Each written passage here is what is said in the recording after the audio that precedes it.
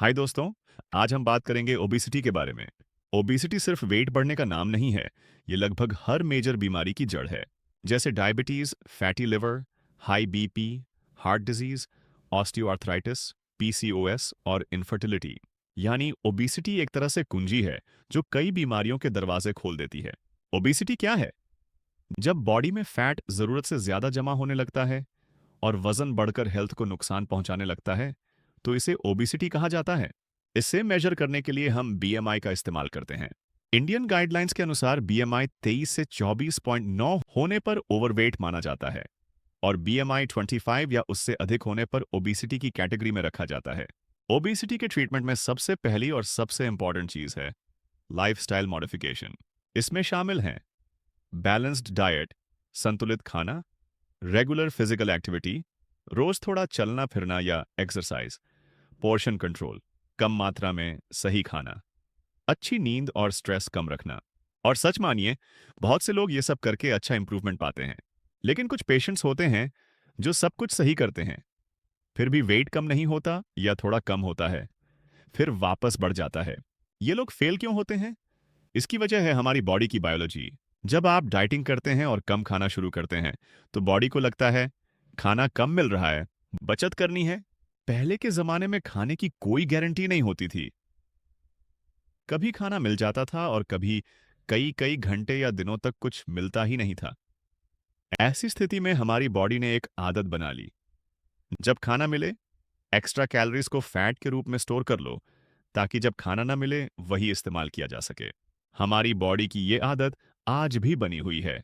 जैसे ही आप खाना कम करते हैं या डाइटिंग शुरू करते हैं, हमारी बॉडी में मेटाबॉलिज्म स्लो हो जाता है। बॉडी कैलोरीज बर्न कम करती है और फैट को प्रिजर्व करने लगती है, क्योंकि बॉडी को लगता है कि खाना कम मिल रहा है, एनर्जी बचानी है।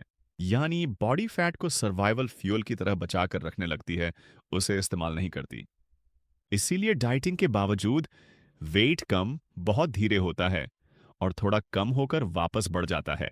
लेकिन अब अच्छी खबर, आज हमारे पास ऐसे मेडिकेशंस अवेलेबल हैं जो इस बायोलॉजी को टारगेट करते हैं, जैसे टिर्जेपेटाइड जिसे मोन्जारो कहा जाता है, और सेमाग्लूटाइड जो वेगोवी के नाम से जानी जाती है।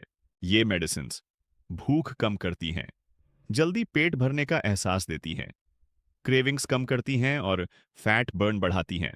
क्लिनिकल स्टडीज में देखा गया है कि टिर्जेपेटाइड और सेमाग्लूटाइड से लगभग 15 से 20% तक वेट लॉस हो सकता है। यानी 100 किलोग्राम वाला व्यक्ति 15 से 20 किलोग्राम तक वजन कम कर सकता है। यानी जिन पेशेंट्स का वेट डाइट प्लस एक्सरसाइज के बावजूद कम नहीं होता था, अब उनके पास एक इफेक्टिव ऑप्शन मौजूद है। लेकिन जरूरी बात, ये मेडिसिन पूरी तरह साइड इफेक्ट फ्री नहीं है। सबसे कॉमन साइड इफेक्ट्स हैं nausea, vomiting, constipation, loose motions, पेट में भारीपन। ये साइड इफेक्ट्स ज्यादातर शुरुआती हफ्तों में होते हैं और बॉडी के धीरे धीरे एडजस्ट होने पर कम हो जाते हैं। ये मेडिसिन इंजेक्टेबल होती है, हफ्ते में एक बार लेना होता है। मंथली खर्च लगभग 10,000 से 25,000 तक हो सकता है। तो अगर आप भी कोशिशों के बावजूद वेट कंट्रोल नहीं कर पा रहे, डिसहार्टन मत हो, खुद को दोष मत दें, क्रैश डाइट्स मत करें। इंस्टेड अपने एंडोक्रिनोलॉजिस्ट से कंसल्ट करें। ये मेडिसिन बहुत इफेक्टिव जरूर हैं, लेकिन साइड इफेक्ट्स और खर्च को ध्यान में रखते हुए डॉक्टर की सुपरविजन में ही शुरू करनी चाहिए।